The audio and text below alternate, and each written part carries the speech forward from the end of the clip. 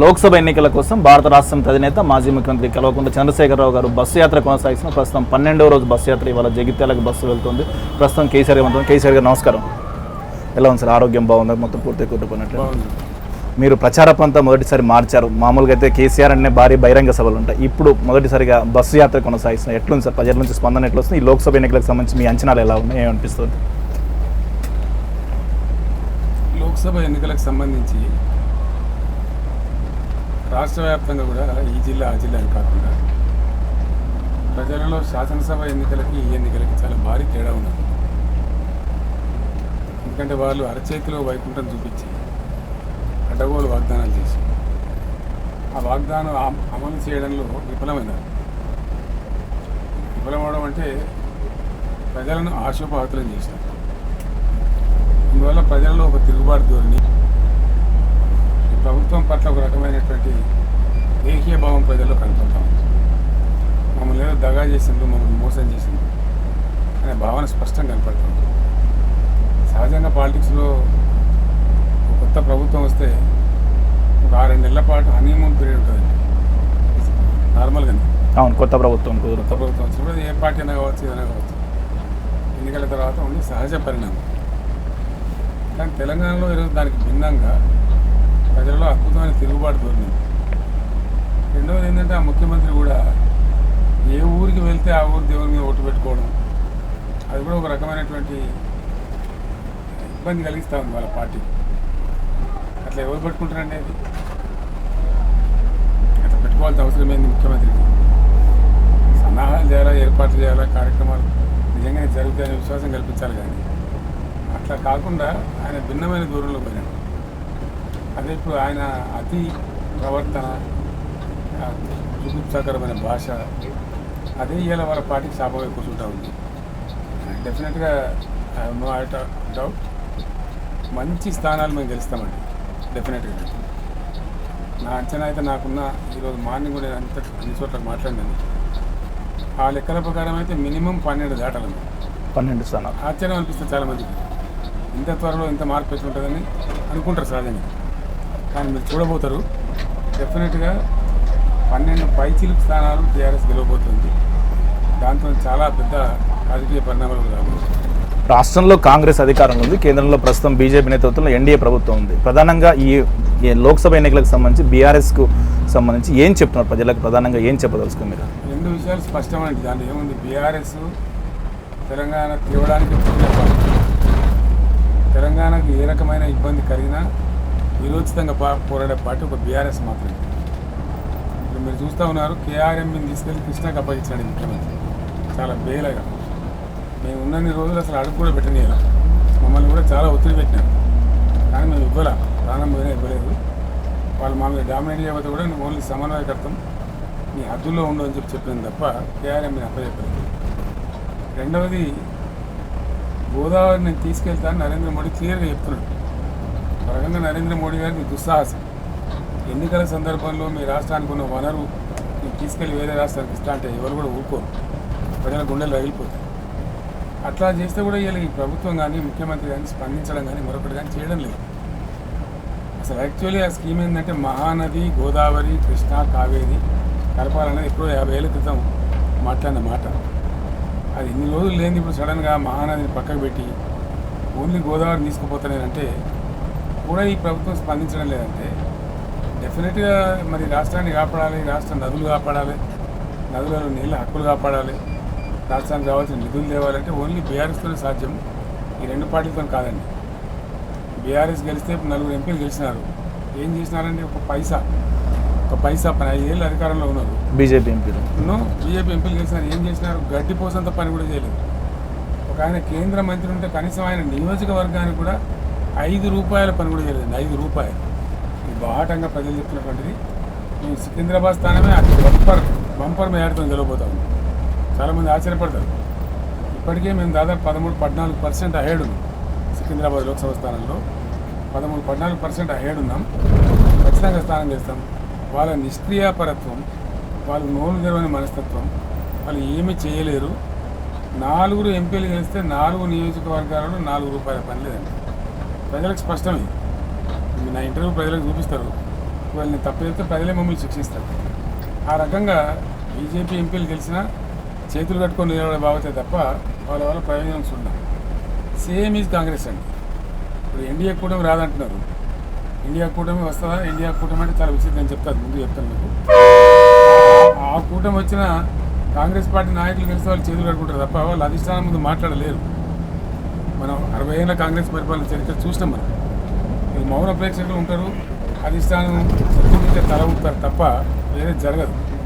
కాబట్టి టీఆర్ఎస్ ఎంపీలు గెలిస్తేనే ఖచ్చితంగా వాయిస్ అటు జాతీయ స్థాయిలో కానీ రాష్ట్ర స్థాయిలో కానీ రాష్ట్ర ప్రభుత్వం మీద పోరాటం చేసి వాళ్ళ మెడలు వంచి వాళ్ళు ఇచ్చిన వాగ్దానాలు నెరవేర్చే విధంగా పోరాటాలు చేయించడం కానీ అది ఒక్క బీఆర్ఎస్కి మాత్రమే సాధ్యం. చూడండి, కాంగ్రెస్ వాగ్దానాలు భంగం చేసింది, బీజేపీ మౌనం పాటిస్తుందండి. ఆశ్చర్యం అనిపిస్తుంది, ఒకసారి వాళ్ళు కుమ్మక్కైందా అనిపిస్తుంది, అనుమానం కలుగుతుంది మంచి మంచి వాళ్ళకు కూడా. కాబట్టి డెఫినెట్గా బీఆర్ఎస్ఏ తెలంగాణ ప్రజలకు శ్రీరామ రక్ష. బీఆర్ఎస్ ఎంపీలు ఉంటేనే వేగులు దిగేదాకా వాళ్ళు కొట్లాడతారు ఏ ఇష్యూ మీద. అందుకోసం బీఆర్ఎస్ ఓటేయమని అడుగుతాడు. మీరేమో బీఆర్ఎస్ తెలంగాణకు శ్రీరామ రక్ష అంటుండ్రు. ముఖ్యమంత్రి రేవంత్ రెడ్డి ఏమో 10 ఏళ్లలో 100 ఏళ్ల విధ్వంసం చేశారు ఒకవైపు. ప్రధానమంత్రి నరేంద్ర మోదీ తెలంగాణకు మేము అన్నీ చేసినా కూడా భారత రాష్ట్ర సమితి తెలంగాణ అభివృద్ధికి బ్రేకులు వేసిందని వ్యాఖ్యలు చేశారు. ఆ ఇద్దరి కూడా చాలా తెలివి తక్కువ పసలేని విమర్శలండి. పూర్తి స్థాయిలో పచ్చి అబద్ధాలు. 10 ఏళ్ల కింద తెలంగాణ పర్ క్యాపిటల్ అయింది, ఈరోజు పర్ క్యాపిటల్ అయింది కదా. ఏం చేయకుండానే పర్ క్యాపిటల్ దేశంలో నెంబర్ 1 అవుతుందా? Uninterrupted power supply. అంతకుముందు ఆగమైపోయిన తెలంగాణ ఈరోజు అన్ఇంటరప్టెడ్ పవర్ సప్లై. ఇండియా మొత్తంలో 24 గంటలు అన్ని రంగాలకు పవర్ ఇచ్చిన ఒకటే ఒక రాష్ట్రం కదా తెలంగాణ. మోడీ రాష్ట్రంలో దిక్కులేదు కదా. మోడీకి కూడా కొంచెం ఏమైనా ఉండాలండి మాట్లాడడానికి, ఓ లిమిట్, ఒక పద్ధతి అయినా ఉండాలి. ఏది పడుతుంది నాలుగు ఇచ్చిన దేవుడని మాట్లాడతామంటే పద్ధతి కాదు. నరేంద్ర మోడీ మాట్లాడే అబద్ధాలు ప్రజలకు తెలిసిపోయినాయి. ఇప్పుడు ఆయన అనుకునే మెజార్టీ కూడా ఆయనకు వచ్చే పరిస్థితి లేదు. ఆయన ఇష్టం వచ్చినట్టు మాట్లాడి చెల్లుతుంది అనుకునే కాలం చెల్లిపోయిందండి మోడీ. రేవంత్ రెడ్డి హాస్యాస్పదము, జాలి పడుతున్నాను అతని అజ్ఞానానికి. కారణం మీరు 10 ఏళ్లలో తెలంగాణకు టీఆర్ఎస్ ఏం చేయలేదు, ఇంకా విధ్వంసం చేసింది. 100 ఏళ్ల విధ్వంసం. మీ కాంగ్రెస్ కదా విధ్వంసం చేసింది తెలంగాణను. తెలంగాణ ఆంధ్రలో కలిపి మొత్తం విధ్వంసం చేసి సర్వనాశనం చేసిందే కాంగ్రెస్. మళ్ళీ మీరు వచ్చిన తర్వాత 5 నెలల్లో మీ వికృత రూపం బయటపడతానే ఉంది. అట్లా మాట్లాడితే వాళ్ళ అజ్ఞానానికి, వాళ్ళ యొక్క చైతన్య రాహిత్యానికి దాన్ని జాలిపడడం తప్ప మేము చేయగలిగింది. మీరు వికృత రూపం అంటుండ్రు. 10 ఏళ్లలో హామీలు అమలు చేయకుండా గ్యారంటీల విషయమే మమ్మల్ని బీఆర్ఎస్ తొందరపడుతుంది, సహనం లేదని కూడా అంటున్నారు రేవంత్ రెడ్డి. నేను చెప్పేది ఏంటంటే గ్యారంటీలు అనేవి మీరు ఇచ్చింది, మీరు డేట్లు పెట్టింది. నేను ఒక 100 చెప్పగలుగుతానండి. మేము గ్యారంటీలు ఇవ్వకుండా చేస్తాం. కళ్యాణ లక్ష్మి కావచ్చు, షాదీ ముబారక్ కావచ్చు, గురుకులాల స్థాపన కావచ్చు, కేసీఆర్ కిట్ కావచ్చు, న్యూట్రిషన్ కిట్ కావచ్చు, అనేక మెడికల్ కాలేజీలు పెట్టడం కావచ్చు, మేము ఏది ఇవ్వలేదండి. జిల్లాల పునర్విభజన కావచ్చు, మేము ఏ హామీ ఇవ్వలేదు ప్రజలకు. కానీ తెలంగాణకు ఏది మంచిదో, ఏది ఔచిత్యమో ప్రజలకు హామీ ఇచ్చినా ఇవ్వకున్నా తెలంగాణ సృష్టికర్తలుగా మా బాధ్యత కాబట్టి మేము చేస్తూ పోయినాం. దానిలో చాలా అద్భుతం కదనండి. 4-5 మెడికల్ కాలేజీల చోట 33 మెడికల్ కాలేజీ ఇస్తే అది 1000 ఏళ్ళ విధ్వంసం, 100 ఏళ్ళ విధ్వంసం. ఎంత విధ్వంసం అవుతుందండి? మీరు మీ మొహాలకు, మీ కాంగ్రెస్ పార్టీ మొహానికి కేవలం 200 రూపాయలు పెన్షన్ ఇచ్చారు. దాన్ని మేము 2000 ఇచ్చాం. అది విధ్వంసం అనండి. ప్రజల సంక్షేమంలో కావచ్చు, కరెంట్ రంగంలో కావచ్చు, సాగునీటి రంగంలో కావచ్చు, అద్భుతంగా మేము చెప్పినటువంటి అనేక కార్యక్రమాలు మేము చేసినాం. మంచి మంచి పనులకు శ్రీకారం చుట్టినాం. Per capital పెంచినాం. 4.5 లక్షల కోట్లు ఉన్నటువంటి తెలంగాణ ఇన్కమ్ను 14.5 లక్షల కోట్లు జిఎస్డిపికి పెంచినాం. దీని విధ్వంసం అని అంటామంటే అంతకన్నా మూర్ఖత్వం ఇంకోటి. 4 నెలల పరిపాలనకు రెఫరెండం అని ముఖ్యమంత్రి రేవంత్ రెడ్డి పదే చెప్తున్నారు. దీన్ని మీరు ఎట్లా చూస్తారు? దీనికి తూకముడిచిండి కదండి ఆయన. మొదలు బాగా డంబాచారానికి నా పరిపాలనకు రెఫరెండము, నా పరిపాలనకు రెఫరెండం, ఈ పార్లమెంట్ ఎన్నికల రెఫరెండం అని మాట్లాడినాను. ఇప్పుడు తూకముడిచిండి కదా, ఆయన ఎక్కువండి దాన్ని. ప్రత్యేకించి అప్పుల విషయాన్ని పదే ప్రస్తావిస్తూ వస్తుంది. మీ నుంచి వివరణకు వచ్చారు. 7 లక్షల కోట్ల అప్పులు చేసిన తెలివి తక్కువ, ఎకనామిక్ విజ్డమ్ లేనటువంటి పిచ్చి వాళ్ళు చేసేటువంటి ప్రచారం అండి. ఇలా మీకు ఒకటే విషయం నేను చెప్తాను స్పష్టంగా. అత్యంత ధనిక దేశం అమెరికా, అత్యంత అప్పులు ఎక్కువ ఉన్న దేశం కూడా అమెరికా. ఏం కారణం అండి? అది అప్పు అని అనరండి. ప్రైవేట్ కుటుంబం చేసే అప్పుకు ప్రభుత్వం తీసుకునే అప్పు స్టార్ తేడా ఉంటుంది. అయినా వాళ్ళు చెప్పేదంతా వల్గర్ సొల్లు పురాణం. మేము చేసింది 7 లక్షల కోట్లు కానే కాదు.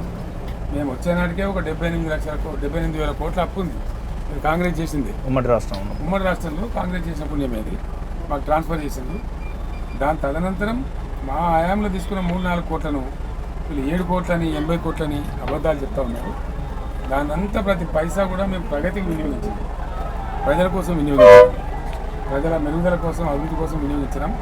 ఒక నిమిషం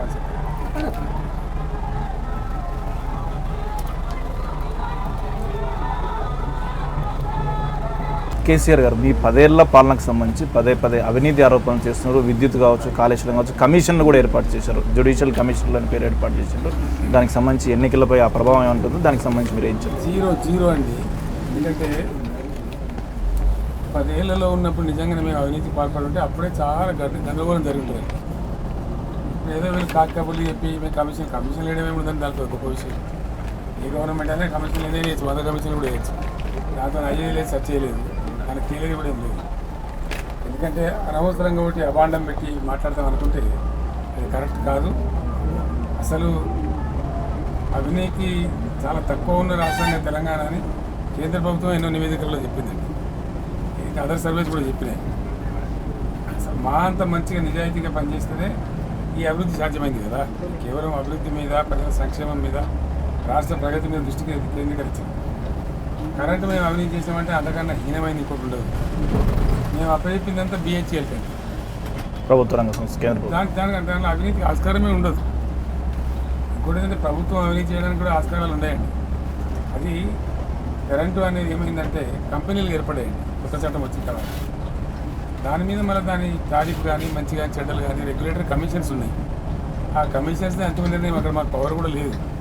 ఇంకా దాని తర్వాత కూడా మేము అవినీతిని మా ఇష్టం వచ్చినట్టు మరుగుతాం అంటే ప్రజలు వాళ్ళు అభాస్పాలు అవుతారు తప్ప మాకు ఏం దాంట్లో తేడా రాదు. ప్రజలైతే ఈరోజు ఒక అమ్మ మాట్లాడిందండి. ఇదే మాట విలేకరి అడిగితే ఆమె చెప్పింది, ఎలక్షన్లలో అప్పుడు ఇప్పుడు పట్టణాలను మస్తుగా పుట్టిస్తారా, ఎవరిని నమ్ముతాడు, మాకు ఆయనతోనే లక్ష్యం ఉండే, ఆయన ఓటుతోనే మా లక్ష్యం పోయింది అని చెప్పింది. అది ప్రజల పర్సెప్షను. ఏమనిసినా ఏం తేడా రాదు. ఫోన్ ట్యాపింగ్ కావచ్చు, ఢిల్లీ మద్యం కేసు కావచ్చు, టీఆర్ఎస్ సంబంధించి సంబంధం అండి. అసలు phone tapping what way CM is concern. Phone tapping మాకు ఏ సంబంధం అండి నాకు అర్థం కదా. అది తెలివి తక్కువ ఉంటుంది, పూర్తి తెలివి తక్కువ. ఇంత తెలివిహీన ప్రభుత్వాలు ఉంటాయని నేను అనుకోను. బీఆర్ఎస్ అధికార దుర్వినియోగం ప్రభుత్వానికి గూఢచారులు ఉండటం, వాళ్ళు కొన్ని రిపోర్ట్లు చేయడం అత్యంత సహజ పరిణామం. వాళ్ళు మా చేతికి సీఎం చేతికి మంత్రుల చేతికి వస్తే రిపోర్ట్ వస్తుంది, కానీ నువ్వు ట్యాపింగ్ చేసినావా టూపింగ్ చేసినావా మాకేం తెలుస్తుంది అండి. అది మాకు సంబంధం. అది out of the purview of KCR, out of the purview of the chief CM. అది చాలా తెలివి తక్కువ వ్యవహారం అండి. అది ఆరోపణనే కాదు. ఢిల్లీ మద్యం కేసుకు సంబంధించి కవిత గారిని జైల్లో పెట్టారు ప్రస్తుతం. అసలు మద్యం కేసే లేదండి అక్కడ. ఇది నరేంద్ర మోడీ సృష్టించిన భయంకరమైన కుట్ర. ఆయన కంటిలో నలుసులాగా ఆయన లొంగకుండా ఉన్న వ్యక్తులలో ఒక 3-4 వ్యక్తులు ఉన్నటువంటి భారతదేశం. నేను ఒక వ్యక్తిని, అరవింద్ కేజ్రీవాల్ ఒకడు, ఇంకొక ఆయన హేమంత్ సోరెన్. వాళ్ళందరినీ తీసుకెళ్ళి జైల్లో పెడతాం. నా మీద కూడా నేను చాలా ప్రయత్నాలు చేసింది నరేంద్ర మోడీ, తక్కువ ప్రయత్నాలు నేను చేయలేదు. నన్ను కూడా దానికి ఇరికిద్దామనే ప్రయత్నం చేయబోయింది. కానీ మా మీద ఎక్కడ అవినీతి లేదు కాబట్టి మేము ఎక్కడ దొరకలేదానికి. అనవసరంగా ఢిల్లీ రాష్ట్రం యొక్క మద్యం పాలసీని ఓ కుంభకోణం సృష్టించి దాంట్లో అనవసరంగా కవిత నిర్మించే ప్రయత్నం చేశారు తప్ప అది ఏమీ లేదు. వాటి ఫార్సు. అది నరేంద్ర మోడీ యొక్క వికృత రూపానికి ప్రతిరూపం అండి ఢిల్లీ మద్యం కేసు. మీరు ఇందాక లోక్సభ ఎన్నికలకు చూసుకుంటే మీరు చాలా మంచి స్థానాలు వస్తే 12 సీట్లు వచ్చినా కూడా నా ఆశ్చర్యపోలే ఉంటారు. 12 దాటినా ఆశ్చర్యపోలే ఉంటారు. లోక్సభ ఎన్నికల అంతరం ఈ పరిస్థితులు కావచ్చు, ఇవన్నీ రాష్ట్ర రాజకీయాలపై ఎటువంటి మార్పులు చూపించవచ్చు అంటారు? మీ భారత రాష్ట్రపతి పాత్ర ఎలా ఉండబోతుంది? నేను చెప్పేది ఒకటేనండి స్పష్టం. ఈ ముఖ్యమంత్రి ప్రవర్తన, ఆయన ఫ్రస్ట్రేషను, ఆయనకు ముఖ్యమంత్రి లాగానే మాట్లాడలేదు. ఆ ప్రవర్తన అట్లా లేదు. ఆ ఉందాతనము ఔన్నత్యం ఉండాలి కదా, అది లేదు. అసలు పొరపడుతుంది. నాకు ప్రజలు కూడా చెప్తున్నారు. తర్వాత ఒక భయంకరమైనటువంటి తమ ఒకవేళ బీజేపీ గవర్నమెంట్కి వచ్చే ఆస్కారమే లేదు నాకు అక్కడ కనపడతా ఉంది. వార్తలు అట్లా వస్తూ ఉన్నాయి. ప్రాంతీయ పార్టీలతో ఏర్పడే కూటమే పెద్ద రాబోతా ఉంది. అందులో కాంగ్రెస్ కానీ ఇంకోటి కానీ చిన్న పాత్ర ఉంటుందని చెప్తున్నారు. వీళ్ళ ప్రాబ్లమే పెరుగుతుందని చెప్తున్నారు.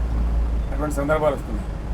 ఒకవేళ 3 వచ్చింది అనుకుందాం ఫర్ ఎగ్జాంపుల్, వీళ్ళని ఉండనిస్తారంటే అప్పుడు మేము 104 మంది స్వయంగా 7 మజ్లిస్ ఎమ్మెల్యేలు మాకు మద్దతున్న టైంలో 119లో మేము 111 ఎమ్మెల్యేల టైంలోనే మా ప్రభుత్వాన్ని కూల్చాలని మోడీ ప్రయత్నం చేశాం. ఇక్కడ విషయం ఏంది, గ్యాప్ ఎందుకు, మాకెందుకు మోడీతో ఎంత వైరుధ్యం అంటే మేము వాళ్ళని పట్టి బంధించినాం. ఇక్కడ వాళ్ళ జనరల్ సెక్రటరీ, వాళ్ళ పార్టీ జాతీయ కార్యదర్శి బిఎల్ సంతోష్ అనే వ్యక్తిని పట్టుకురమ్మని చెప్పి పోలీసులను ఢిల్లీ బీజేపీ కేంద్ర కార్యాలయం మీకు పంపించినాం. మాకంత ధైర్యం, అంత సాహసం ఉండేది. మేము అవినీతి చేసి ఉంటే, మోడీకి భయపడి ఉంటే మేము అట్లా పంపగలుగుతామా? అదొకటి, that it self is an indication. So మేము పంపించినాం. అది మనసులో పెట్టుకొని వాళ్ళందరూ ఆర్ఎస్ఎస్, బీజేపీ మా మీద కక్ష కట్టి మొన్న ఎన్నికల్లో కూడా వాళ్ళు పరోక్షంగా కాంగ్రెస్ సపోర్ట్ చేసినారు. బీజేపీ వాళ్ళు. ఎస్ మాకు తెలుసా విషయం. ఈయన నిరోధించలేము కేసీఆర్, మన ఇద్దరం ఒకటే తప్ప ఓడించలేము అనేటువంటి నిర్ణయానికి వచ్చి చాలా చోట్ల కుమ్మక్కైనారు. అంతకుముందు ఉప ఎన్నికల్లో కూడా కుమ్మక్కైనారు. ఈ మధ్య జరుగుతున్న మున్సిపల్ ఎన్నికలలో, ఒక 10 మున్సిపల్ ఎన్నికలలో అవిశ్వాసాలలో కూడా chairman Congress, vice chairman BJP, Bhuvanagiri లాంటి ప్లేసులు, చాలా ప్లేసులలో. సో ఇవన్నీ కూడా కళ్ళకు కనపడతా ఉన్నాయి. కాబట్టి వాళ్ళ ప్రయత్నం చేసినారు.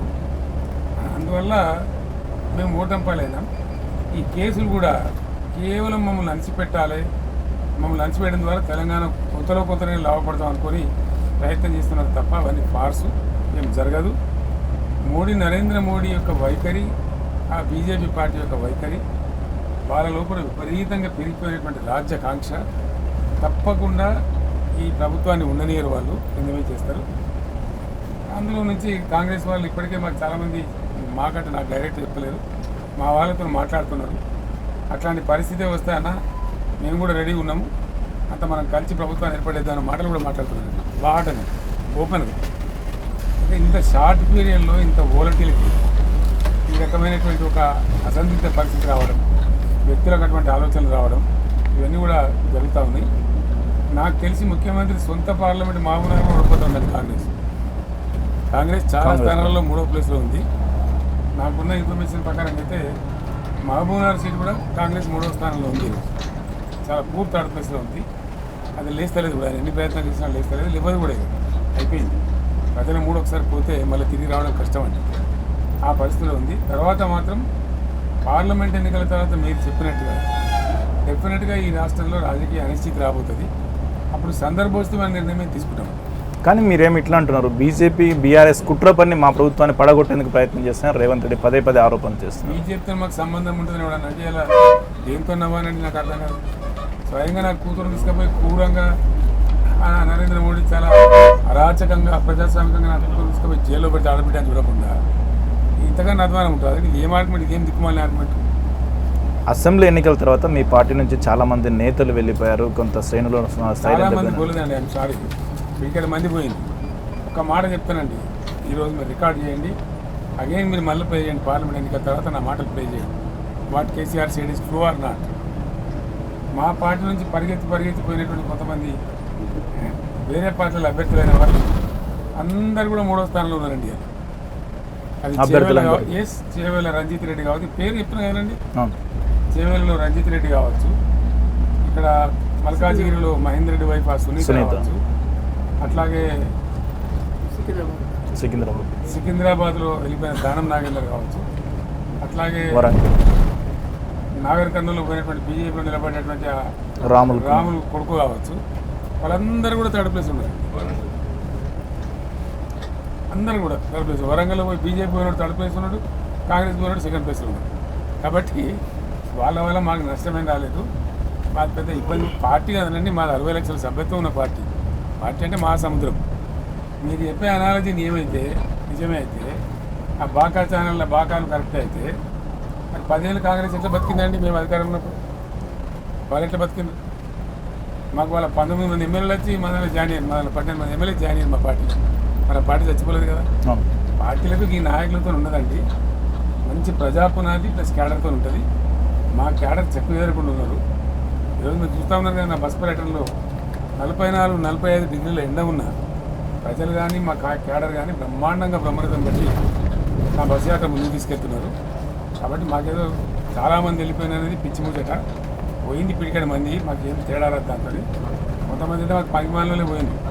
సన్ఫ్లవర్స్ అంటారు కదండి, ఇక్కడ అధికారం వస్తారు. మా పార్టీ అధికారం లేక వచ్చి మనల్ని దూరింది. మళ్ళీ ఇప్పుడు కలిసిపోయి అక్కడ పోయి వాళ్ళు నష్టపోతారు కాంగ్రెస్ వాళ్ళు. కాంగ్రెస్ని గెలిపించినారని వీళ్ళు పోయేటోళ్ళు. కాంగ్రెస్ని గెలిపించారు వీళ్ళు, గెలిచిన కాంగ్రెస్లో పోతున్నారు వీళ్ళు. అవును. అంటే పూర్తి స్వార్థపరులు, ఎందుకు వనికినారని అర్థమవుతాం. రెండవది, ఎక్కడైతే కాంగ్రెస్ పార్టీలో చేద్దామని కొంతమంది పోతున్నారో మళ్ళీ కాంగ్రెస్ పార్టీ వాళ్ళని చేర్చుకుంటున్నారు, వాళ్ళకి మేము చేర్చుకోలేదని వెనుక తీసుకుంటాం, ప్రకటనలు వెనుక తీసుకుంటాం. అవును, సందర్భాలు రిసెంట్మెంట్ వస్తూ ఉంది. దాని అర్థం ఏంటంటే ఈ చేర్చుకోవడాలు పోవడాలు అనేది అసలు నెగ్లిజిబుల్, అన్మైండ్ఫుల్. దానివల్ల అయ్యేది ఏముండదు. ఎన్నికల ఫలితాలు మీకు గీటరాయి కదా, అవును. పార్లమెంట్ ఎన్నికల ఫలితాలు ఎవరు పోయినారు ఎవరు పోలేదు వాళ్ళ ప్రభావం ఎంత అని గీటరాయి. తెలంగాణకు కాంగ్రెస్ పార్టీ పదే శత్రువు అని మీరు ప్రధాన శత్రువు పదే అంటారు. ఎందుకు దీనికి సంబంధించిన వాళ్ళు తెలంగాణ ఇచ్చామని చెప్పుకుంటున్నారు? దీనికి సంబంధించిన బలమైన కారణం ఏమైనా ఉంది? తెలంగాణ ముంచింది ఎవరండి? కాంగ్రెస్ కదా. మంచిగా ఉన్న తెలంగాణ రాష్ట్రాన్ని జబర్దస్తిగా ప్రజల ఇష్టానికి వ్యతిరేకంగా ఆంధ్రప్రదేశ్లో కలిపి తెలంగాణ ముంచిందే కాంగ్రెస్ కదా. ముంచిన తదనంతరం భయంకరంగా 69లో ఉద్యమం వస్తే 400-500 మందిని పిట్టల కాల్చి చంపింది కాంగ్రెస్ కదా.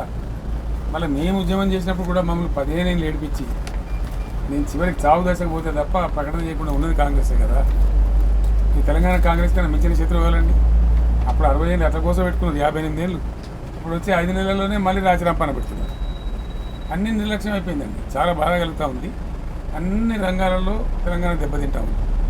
దాని పుటమరింపులు పువ్వు పుట్టగానే పరిమళిస్తుంది అన్నట్టు ఈ కాంగ్రెస్ పార్టీ గుణము గణం మళ్ళీ మొదలైంది. ప్రజలకు అర్థమైంది, మళ్ళీ పాత 60 ఏళ్ళు జ్ఞాపకం వస్తూ ఉంది. డెఫినెట్లీ కాంగ్రెస్ కాలంలోనే కరువు, కాంగ్రెస్ కాలంలోనే ప్రాజెక్టు కట్టలేదు, కాంగ్రెస్ కాలంలోనే కరెంటు లేకుండా ముంచిండ్రు, కాంగ్రెస్ చేనేత కార్మికులు ఆత్మహత్యలకు కారణమైంది. కాంగ్రెస్ పరిపాలన కాంగ్రెస్, దాని తర్వాత తెలుగుదేశం అని ఇంకెవరు. ఆ ఇద్దరి పరిపాలనలోనే తెలంగాణ నిండమునిగింది కదా. ఆ తరుణంలోనే కదా నేను ఉద్యమానికి వచ్చింది. కాబట్టి కాంగ్రెస్ ప్రబల శత్రువు. డెఫినెట్గా కాంగ్రెస్ నష్టపెట్టింది, కష్టపెట్టింది కాంగ్రెస్. తెలంగాణ కావాలంటే కాల్చి చంపింది కాంగ్రెస్. ఏ రకంగా చూసినా కాంగ్రెస్కు నాటు నుంచి నేటి దాకా ప్రాజెక్టు కట్టకుండా పెట్టింది కాంగ్రెస్. నీళ్లు ఇవ్వండి కాంగ్రెస్, మంచినీళ్ళు కూడా ఇవ్వండి కాంగ్రెస్. అన్ని నష్టాలు చేసింది కాంగ్రెసే, అందులో అనుమానం కూడా అవసరం లేదు. కాళేశ్వరం ప్రాజెక్టు విషయానికి వద్దాం. కాళేశ్వరం ప్రాజెక్టు కేసీఆర్ గారు ముఖ్యమంత్రిగా ఉన్నప్పుడే పియర్స్ దెబ్బతిన్నాయి. ఎందుకు కేసీఆర్ గారు మరమ్మతులు చేయలేదని మంత్రులు కావచ్చు ముఖ్యమంత్రి గారు ప్రశ్నిస్తున్నారు. వాళ్ళు మాట్లాడే దేనికి కూడా కాళేశ్వరం గురించి వాళ్ళకి అసలు పరిజ్ఞానం లేదు. నెంబర్ 1. అందులో ఎందో జరిగిపోయింది, మేము కేసీఆర్ని ఏదో అపఖ్యాతి పాటిస్తామని ఒక పిచ్చి భ్రమలో ఇవన్నీ వాళ్ళు పేలుతున్నారు. అలా ఏమీ తేలదండి, ఏమీ లేదు. సింపుల్గా చెప్తున్నాను నేను. కాళేశ్వరం ప్రాజెక్ట్ అంటే మేడిగడ్డ బ్యారేజ్ యొక్క 2 పియర్స్ కాదండి. Very sorry. దాని మీద 2 బ్యారేజీలు ఉన్నాయి, 5-6 రిజర్వాయర్లు ఉన్నాయి, బ్రహ్మాండమైన సర్చ్ పూల్స్ ఉన్నాయి, 200 కిలోమీటర్ల భయంకరమైన టన్నల్స్ ఉన్నాయి, 1500 కిలోమీటర్ల కాలువలు ఉన్నాయి. అవన్నీ పోయినాయి అండి. కాళేశ్వరం ప్రాజెక్ట్ మొత్తం కొట్టుకొని పోయినాయి. ఒక్క బ్యారేజీలో 2 పిల్లర్స్ పోతాయి. పెద్ద పెద్ద నదుల మీద, ఇసుక ఎక్కువ ఉన్న నదుల మీద కట్టినప్పుడు ఇవి జరగడం అనేది అత్యంత సహజమైన పరిణామం. ఈ మధ్యనే గంగా నది మీద ఉత్తరప్రదేశ్లో బ్రిడ్జి కడతా ఉంటే కూలిపోయింది, బీహార్లో కడతా ఉంటే మొత్తం పడిపోయింది బ్రిడ్జి. అవి సాధారణంగా జరుగుతాయండి. ఎన్నో ప్రాజెక్టులు కట్టినప్పుడు పోయినాయి. ఈవెన్ నాగార్జున సార్ కుంగిపోయింది కదండి రైట్ సైడ్, మళ్ళీ కట్టుకున్నాం కదా. సో భారీ ప్రాజెక్టులు, భారీ ఇరిగేషన్ ప్రాజెక్టులు భారీ వరద ఉండే నదుల మీద కట్టినప్పుడు చిన్న చిన్నవి రావడం అనేది బాలారిష్టాలు ఉండడం అనేది అత్యంత సహజ పరిణామం. దాన్ని వీళ్ళు ఒక చాలా సిల్లీగా దాని కేసీఆర్ దీనిలో బదనాం చేయొచ్చేమో, ఏమైనా దొరుకుతుందేమో అని ఒక దురుద్దేశంతో దాని మీద న్యాయ విచారణ, తోక విచారణ పెట్టినారు. మాకు ఏం ప్రాబ్లం లేదు. మేమే అసెంబ్లీలో వెల్కమ్ చేసినాం. మాకు ఆ ధైర్యం ఉంది కాబట్టి మేమే వెల్కమ్ చేసినాం. ఏ రకమైన విచారణ చేసుకుంటారో చూసుకోవడం మాకు ఇబ్బంది లేదని చెప్పినాము. కాబట్టి దానిలో అసలు జరిగిందేం లేదు, దాంట్లో ఒరిగిందేం లేదు. కానీ జరిగింది మాత్రం నేను చెప్తున్నా, భయంకరమైన నష్టాన్ని కాంగ్రెస్ తెచ్చుకుని వేయాలి ఈ పార్లమెంట్ ఎన్నికల్లో. కాళేశ్వరంలో కళ్ళ ముందు పోయేటువంటి 70-80 టీఎంసీల నీళ్లను సముద్రానికి వదిలిపెట్టి ఇలా చాలా పెద్ద అప్రదిష్ట మూట కట్టుకుని కాంగ్రెస్ పార్టీ నీళ్ళు తేలేదు, చెరువులు నింపలేదు, చెక్ డ్యాములు నింపలేదు, ఆ నీళ్ళు పొలాలకు ఇవ్వలేదు, లక్షల ఎకరాల పంటలు కూడా ఎండినాయి. ఆ తేడా కూడా ప్రజలకు స్పష్టంగా తెలిసిపోయింది. రాజకీయ దురుద్దేశంతో కేసీఆర్ను బదనాం చేయాలనే ఒక కుట్రపూరితమైన పద్ధతిలోనే నీళ్లు సముద్రానికి వదిలినారు తప్ప మా పొలాలకు తేలేదనే ఆక్రోశం కూడా ఈ పార్లమెంట్ ఎలక్షన్లో జనాలు చూపెట్టబోతున్నారు. త్వరలో వర్షాకాలం రాబోతుంది. సహజంగా వర్షాలు ప్రారంభమైనప్పుడు మళ్ళీ ప్రాణాయిత కావచ్చు, ప్రాణాయిత నుంచి వరద కూడా వస్తుంది కదా సార్. రాష్ట్ర ప్రభుత్వానికి సంబంధించి కాళేశ్వరం ప్రాజెక్టు విషయం మీరు ఏం డిమాండ్ చేస్తారు? నేను డిమాండ్ కాదండి, హెచ్చరిక చేసిన మొన్ననే. గోదావరిలో నీళ్లు మెడిగడ్డ బ్యారేజ్ లేకపోయినా ఎత్తుకోవచ్చండి. ఒకటి, ఆ నీళ్ళు ఎత్తాలా. రెండవది మేడిగడ్డ రిపేర్ కూడా చేయాలి. లేదంటే ఖచ్చితంగా సందర్భాన్ని అనుసరించి 50,000 మంది రైతులతో పోయి మేమే ఆ ప్రాజెక్ట్ రిపేర్ కూడా చేస్తామండి.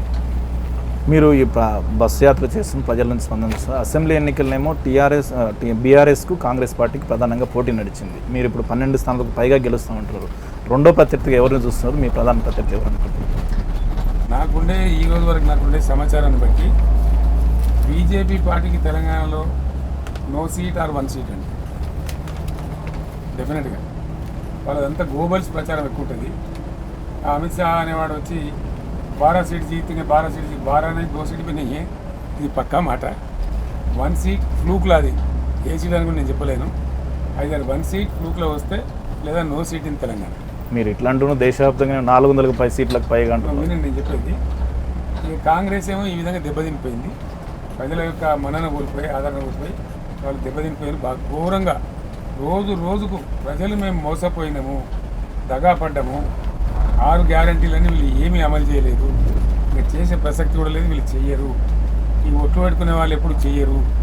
ఊరికి పోయి దేవుని ఒట్లు పెట్టుకోవడం అంత తప్పు. వేయగలిగి ఉండి మేము పెట్టిన 7,500 కోట్లు కాంట్రాక్టర్లకు బిల్లులు చెల్లించి వేయగలిగిన రైతు బందే వేయలేదు. ఇప్పుడు 9 రూపాయలు ఇస్తాను ముఖ్యమంత్రి. పంటలు కోసే టైంకి వేస్తారంటే కూడా నాకు అర్థం కాదు. రైతు బంధు అనేది పెట్టుబడి సాయం. ఇప్పుడు కోసే టైంకు కళ్ళాలు నూర్పిడి జరిగే టైంలో Rythu Bandhu వేస్తామంటే that's a big joke. ఆ విధంగా అక్కడ వాళ్ళకి దాని మీద కన్సర్న్ లేదండి. దానికి సంబంధించి అవగాహన లేదు, విజ్ఞానం లేదు. అధికారులు అంటే వాళ్ళు చెప్పులు బ్రహ్మాండంగా జరుగుతుండేది, కానీ ఆ పని చేయలేకపోయారు, విఫలమైనరు. ఇప్పుడు ఏం చేస్తామని చెప్పినా ముఖ్యమంత్రి పొర్లు దండాలు పెట్టినా వాడు నమ్మే పరిస్థితి లేదు. లోక్సభ ఎన్నికల తర్వాత అదే 400 సీట్లని బీజేపీ అంటారు. 400కి పైగా వస్తాయి, మేము దేశాన్ని మొత్తం నిర్దిష్టంగా మాకు అందుకున్న సమాచారం మేరకండి మహారాష్ట్ర, బీహార్, బెంగాల్ దగ్గర బీజేపీ తుడిచిపెట్టుకుపోయే పరిస్థితి ఉంది. దక్షిణ భారతదేశంలో కూడా బీజేపీకి అంతంత మాత్రమే. మొన్నటిదాకా కర్ణాటకలో ఏదో వస్తుందనుకున్నారు, కానీ ఆ ప్రజ్వల్ కుంభకోణం వల్ల భయంకరంగా దెబ్బతిన్నారు. వాళ్ళు చాలా భయంకరంగా దెబ్బతిన్నారు, ప్రజల్లో పోయింది. కాబట్టి దక్షిణ భారతదేశంలో ఆల్మోస్ట్ 10-12 సీట్లు వస్తే ఎక్కువనండి. మొత్తం ఎంటైర్ సౌత్ ఇండియా కలిపి వాళ్ళు కేరళ 0, తమిళనాడు 0, ఆంధ్రప్రదేశ్ 0, ఇక్కడ తెలంగాణ 0, కర్ణాటకలో వస్తే అనుకున్న ఆడ కూడా పోయింది. ఆడ కూడా తక్కువే.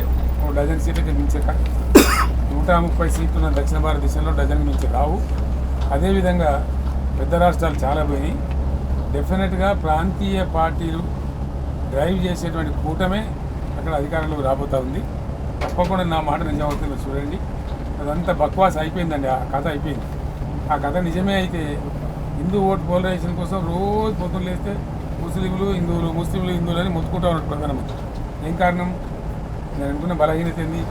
ఒక ప్రధానమంత్రి స్థాయిలో మాట్లాడకూడని చాలా నీచమైన మాటలు కూడా ఆయన మాట్లాడుతూ ఉన్నాడు. అది మంచిది కాదు, ఆయనకు మంచిది కాదు, దేశానికి మంచిది, ఎవరికి మంచిది కాదు. కానీ కనలాడుతూ ఉన్నారండి. బీజేపీ ఇప్పుడు ఎదురీదితున్నది, అందులో మీకు అనుమానం అవసరం లేదు. దేశంలో గట్టెక్కలు ఏమని వాళ్ళకు కూడా తెలిసిపోయింది. ఫ్రస్ట్రేషన్లో ఉన్నారు. వాళ్ళ స్టేట్మెంట్లు కానీ వాళ్ళ చర్యలు కానీ అట్లే ఉన్నాయండి, అందులో అనుమానం లేదు. రిజర్వేషన్ల రద్దుకు సంబంధించిన ఒక అంశం చర్చకు వచ్చింది. కాంగ్రెస్ పార్టీ బీజేపీ రిజర్వేషన్ల రద్దునే ప్రధాన అంశంగా చేపట్టిందని ప్రజలకు పదే పదే ప్రస్తావిస్తున్నారు. మీరు ఇందుకు సంబంధించి? డెఫినెట్గానండి, వాళ్ళు ఆ పని చేసినా చేస్తారు, అందులో డౌట్ కూడా లేదు. కారణం ఏంటంటే అది ఒక రకమైనటువంటి భావజాలంతో ఉన్నటువంటి పార్టీ. వాళ్ళకి పేదల సమస్య ఉండదండి. బీజేపీ ఎజెండాలో ప్రజల బాధలు కానీ, ప్రజల సమస్యలు కానీ, ప్రజల కష్టసుఖాల ఎజెండా ఉండదు. వాళ్ళు ఎంతసేపు కార్పొరేట్లకు సర్దిగడతారు తప్ప ప్రజలకు ఉపయోగపడేది ఏది కూడా ఉండదు. బీజేపీ ఏం చేసిందనండి, ఈ అనుమానాలకు బలం ఏంటంటే బీజేపీ వాళ్ళ ఎంపీలే కాకుండా వాళ్ళ మంత్రి అండి గజేంద్ర సింగ్ షెకావత్, ఆయన స్పష్టంగా చెప్పినాడు వాట్ ఈజ్ రాంగ్, రాజ్యాంగం మార్చి తప్పేంది అని కేంద్ర మంత్రి స్వయంగా మాట్లాడారు. మార్చినప్పుడు ఏం చేస్తారు వీళ్ళు అంటే, వీళ్ళ పద్ధతి చూస్తే డెఫినెట్ రిజర్వేషన్లు ఎత్తేస్తారనేటువంటి అనుమానాలు ఉన్నాయి. అది ఈజీ పని అని వాళ్ళకి వాళ్ళ సిద్ధాంతం మీద, వాళ్ళ గోల్వాల్కర్ చెప్పిన సిద్ధాంతంలో పేదలుగానే ఉండాలి, పైకి రావద్దు అనేది వాళ్ళ సిద్ధాంతం అండి. ఆ గోల్వాల్కర్ అంటే బంచ్ ఆఫ్ థాట్స్ అని ఒక బుక్ రాసినాడు. ఆయన వీళ్ళకి ప్రధానమైన గురువు, ఆయన శిష్యుడే నరేంద్ర మోడీ. వీళ్ళు తప్పకుండా ఆ పని చేస్తారని చెప్పి అనుమానం ఉంది. అందువల్ల వాళ్ళు ఏం చేసినా చేయొచ్చండి. దేశం మూడోసారి బీజేపీ గెలిస్తే దేశానికి నష్టమే తప్ప లాభం లేదు. ఆర్థిక అసమానతలు తొలగిపోలేదు. అంబేద్కర్ గారు కూడా కొంత టైం వరకు ఉంటే సరిపోతుంది రిజర్వేషన్లు అని భావించారండి. కానీ డెఫినెట్గా రిజర్వేషన్లు కొనసాగాలి. మా వ్యూలో దళితులకు 15 పెట్టినారు కానీ వాళ్ళు ఇప్పుడు 19% దాటిపోయింది. పెంచాలి రిజర్వేషన్లు 19%కు. గిరిజనులకు కూడా పెంచాలి తప్పకుండా. ఇతర పేద వర్గాలు ఎవరుంటే వాళ్ళకి రిజర్వేషన్ ఇవ్వాలి తప్ప లేకపోతే రాదండి.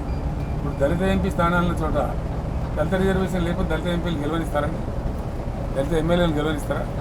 కాబట్టి డెఫినెట్గా ఉద్యోగాలలో కానీ రాజకీయం కానీ రిజర్వేషన్లు కొనసాగాల్సింది, అందులో డౌట్ లేదు. మా పార్టీ స్టాండ్ క్లియర్ అండి. ప్రధానమంత్రి నరేంద్ర మోదీ ఒక వ్యాఖ్య చేశారు, తెలంగాణ భారత రాష్ట్రంతిని ఓడించేందుకు 10 ఏళ్ళు పట్టింది కాలం, కాంగ్రెస్ పార్టీకి అంతకుమించి తక్కువే పడుతుంది అన్నారు. దీన్ని మీరు ఎట్లా చూస్తారు? అది పెద్ద జోక్ అండి. ఎందుకంటే ఇంత దుర్మార్గం అంటే ఆయన పార్టీ పరిస్థితి తెలంగాణలో 2014లో 107 స్థానాలలో వాళ్ళ డిపాజిట్ పోయిందండి. దాని తర్వాత మొన్న జరిగిన ఎలక్షన్లలో వాళ్ళకు 64 స్థానాల్లో డిపాజిట్లు పోయినాయండి. వాళ్ళు గెలిచిందే బోటాబోటిగా 8 స్థానాలు. దానికి మేము ఓడించినామంటే క్లెయిమ్ చేస్తారండి.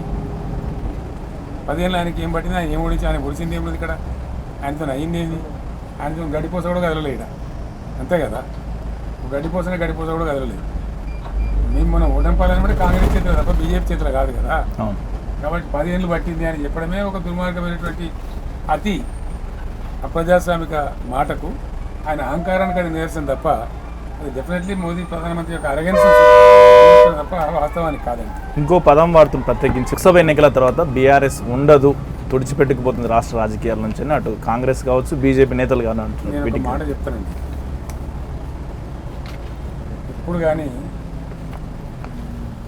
ఫలానా వాళ్ళు ఉండరు, ఫలానా పార్టీ ఉండదు, వాళ్ళని ఉంచము ఎవరైనా మాట్లాడితే అది పూర్తి స్థాయి వాళ్ళ అహంకారానికి, తెలివి తక్కువతనానికి, అజ్ఞానానికి నిదర్శనం అండి. ఎందుకంటే పార్టీలు ఒకసారి వ్యవస్థీకృతం అయిపోయిన తర్వాత వాటిని ఎవరు తీసేయలేదు. ఎన్టీఆర్ గారు స్థాపించిన పార్టీ చంద్రబాబు నాయుడు గారు 2004లో ఓడిపోయింది. ఆ తర్వాత 10 సంవత్సరాలు అధికారం లేదు, పోయింది అన్ని పార్టీ. కాంగ్రెస్ పార్టీ మన తెలంగాణలో 10 years అధికారంలో లేదు, పోయింది ఆ పార్టీ, పోతుందండి. గత 10 ఏళ్ళు బట్టి కాంగ్రెస్ దేశంలో అధికారం లేదు, పోయింది మరి కాంగ్రెస్ పార్టీ. అంటే అట్లా పోతుందని కూడా మూర్ఖత్వము. పోతుందా ఉంటుందా మీరు ఊరు నా ఎంబడి బస్సు నుంచి మీరు చూస్తూ ఉన్నారు. నిన్న కాక మనం మేము అసెంబ్లీ ఎన్నికలు డిఫీట్ అయిన తర్వాత మా క్యాడర్ ఉత్సాహం ఎంత ఫెరోషియస్ ఉన్నారు మీరు కళ్ళాడ చూస్తున్నారు. సో అది అజ్ఞానము. అసలు ఉండేదే మేమండి, ఎన్నికల తర్వాత ఉండేది మేము, తెలంగాణ ప్రజల పక్షాన కొట్లాడేది మేము రౌట్ కాలేదు మన ఎలక్షన్లో. అది మూర్ఖత్వం. 39 seats గెలిచినాం కాదండి మేము, అంటే 1/3.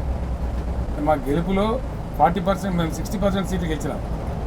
ఇంకో 40% గెలిస్తే మాకు అధికారం వచ్చేది. కాబట్టి మేము ఉండకపోవడం అనేది అసలు అది వాళ్ళు కలగంటున్నారు, పిచ్చి కల. నాకు తెలిసి ఉక్కిరి బిక్కిరే వాళ్ళే లేకుండా పోతారు తప్ప బీఆర్ఎస్ఏ ఉంటుంది. బీఆర్ఎస్ బ్రహ్మాండంగా మన ప్రభుత్వానికి వస్తుంది, అందులో ఐఓట్ ఆఫ్ డౌట్ కూడా లేదు. మీరు గతంలో ఒక చెప్తారు, తెలంగాణ నుంచి కేంద్రానికి పన్నులు పోతున్నాయి తప్ప కేంద్రం నుంచి నిధులు రావట్లేదని పదే చెప్తూ వచ్చారు. కానీ వాళ్ళ ప్రధానమంత్రి మాత్రం తెలంగాణకు మేము చాలా ఇచ్చాము, 10 ఏళ్ల పాటు ఎప్పుడు ఇవ్వలేని నిధులు ఇచ్చాము, అండగా నిలిచాము అంటుంటారు. ప్రధానమంత్రికి ఒకవేళ దమ్ము ధైర్యం ఉంటే ఆయన ఎక్కడ రమ్మంటే అక్కడ నేను వస్తానండి.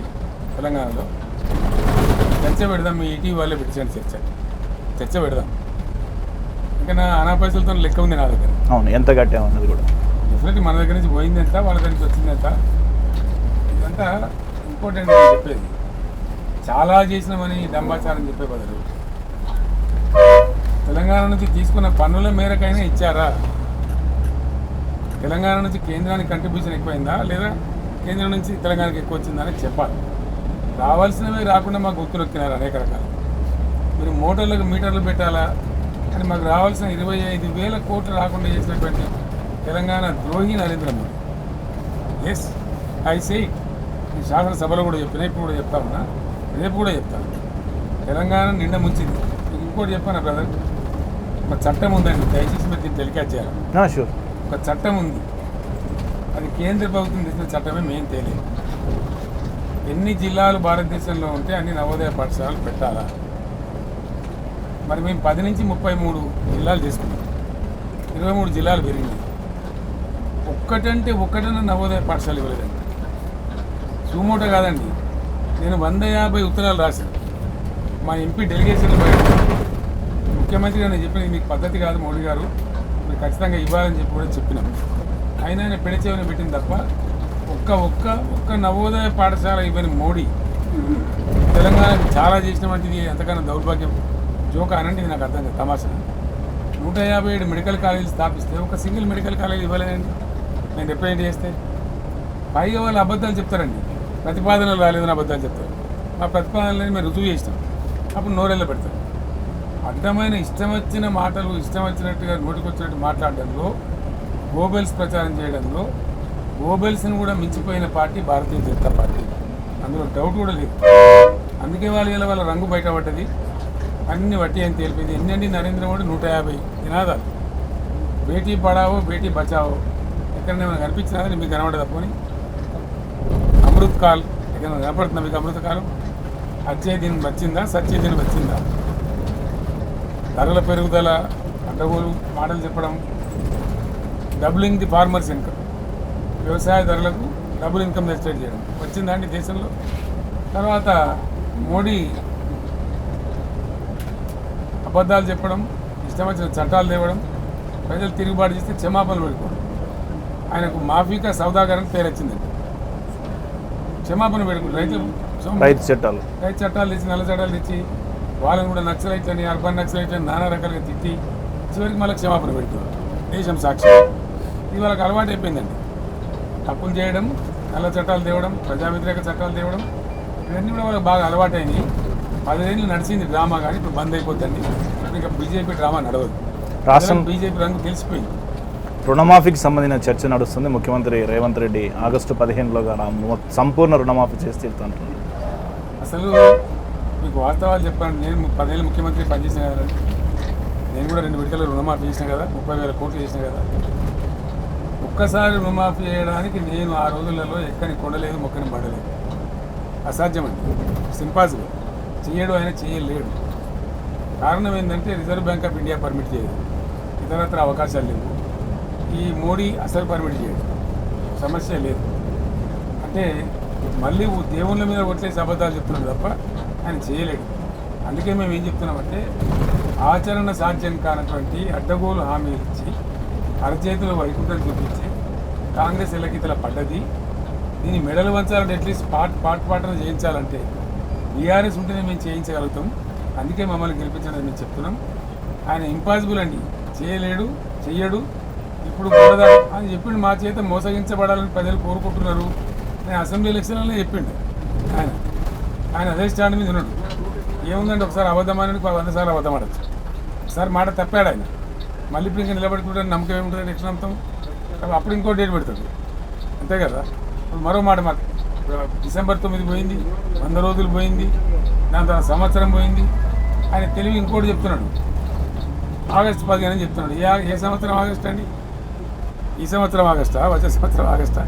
రేపు అనొచ్చు కదా, నేను ఆగస్టు 15 అన్నా, నేను 26, 27 ఆగస్టు అన్నా, ఏ ఆగస్టు అనలేదు అని పుణ్యకాలం గడతాడు తప్ప ఇది ఇచ్చేటోళ్ళు వైఖరి అట్లా ఉండదండి. వ్యవహారం చేసే వాళ్ళ పద్ధతి అది కాదు. రాష్ట్రంలో బీఆర్ఎస్ పార్టీకి సంబంధించి చూసుకుంటే మీరు అసెంబ్లీ ఎన్నికల తర్వాత కొంత విశ్లేషణలు కూడా చేసుకున్నారు. పార్టీని సంస్థాగతంగా పటిష్టం చేసుకోవాలన్న అభిప్రాయం కూడా కొంత నేతల నుంచి వచ్చింది. దీనికి సంబంధించి పార్టీ విషయంలో మీరు ఏం చేయబోతున్నారు? పార్టీ చాలా పటిష్టంగా ఆల్రెడీ ఉందండి.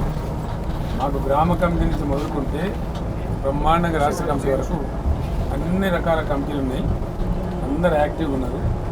సంస్థాగత ఎన్నికలు మాకు రాబోతా ఉన్నాయి. ఆ సంస్థాగత ఎన్నికల సందర్భంగా కొంత యంగ్ బ్లడ్ ఎక్కువగా ప్రోత్సహించాలని అనుకుంటున్నాం. దానికోసం తప్పకుండా పార్టీ బలోపేతంగా ఉంది, కొత్తగా బలోపేతం చేయాల్సిన అవసరం ఏం లేదు. పార్టీని మరింత బలంగా ప్రజల్లోకి తీసుకెళ్ళడానికి మేము చేపట్టాల్సిన కార్యక్రమాలు అన్నీ కూడా ఆలోచించుకుంటాం. చివరగా ఒకటి, లోక్సభ ఎన్నికల ప్రచారంలో బిజీగా ఉన్నారు, చేస్తున్నారు, ప్రజలకు ఏం చెప్తారు ఈ లోక్సభ ఎన్నికలకు సంబంధించి? డెఫినెట్గా జాతీయ రాజకీయాలలో తెలంగాణ పాత్ర క్రియాశీలంగా లేకపోతే మనకు నష్టం వస్తుంది, ఏ తావాత ఎటు చూసినా. రెండవది, సంకీర్ణం రాబోతూ ఉందని సంకేతాలు బలంగా వస్తున్నాయి. ఆ టైంలో మనం ఒక 13-14 ఎంపీలు కనుక బీఆర్ఎస్ గెలిస్తే, తెలంగాణ తరఫున బీఆర్ఎస్ వాయిస్ బలంగా పోతే కనుక చాలా బెనిఫిట్ జరిగే అవకాశం ఉంటుంది. అందువల్ల నేను తెలంగాణ తెచ్చిన, తెలంగాణను బాగు చేసిన, దేశంలోనే అనేక రంగాలలో నంబర్ 1 స్థానంలో పెట్టిన నంబర్ 1 స్థానంలో పెట్టినా నేను చెప్పలేదు. పార్లమెంటులోనే వివిధ శాఖల మంత్రులు వివిధ సందర్భాలలో అధికారికంగా వెల్లడించారు. అది ఫ్యాక్ట్స్. ఈ మధ్యలో ఈ స్వరూపురాలు కాకుండా ఎంత బాగా తెలంగాణ తీర్చిదిద్దుకున్నామో ఒక పూల పొదరిలాగా అది అట్లే కొనసాగాలి, నష్టాలు తక్కువ రావాలి. కాబట్టి ఏతావాత ఎటు చూసినా ఈ కాంగ్రెస్ బీజేపీ ఎంపీలు గెలిచి పెద్దగా చేసేదేమి ఉండదు. అదే బీఆర్ఎస్ గెలిస్తే ఏగులు తెలియదాకా తెలంగాణ విషయాల గురించి కొట్టాడుతుంది. కాబట్టి తెలంగాణకు బ్రహ్మాండమైన మెజార్టీ ఇవ్వండి ప్రజలకు నమ్ముతారు. థ్యాంక్ యూ కేసీఆర్ గారు. ఇది లోక్సభ ఎన్నికలకు సంబంధించి ఖచ్చితంగా లోక్సభ ఎన్నికల్లో అనూహ్య పరిణామాలు వస్తాయని భారత రాష్ట్ర సమితి అత్యంత క్రియాశీలక పాత్ర పోషించబోతున్న కేసీఆర్ గారు విశ్వాసం వ్యక్తం చేస్తున్నారు.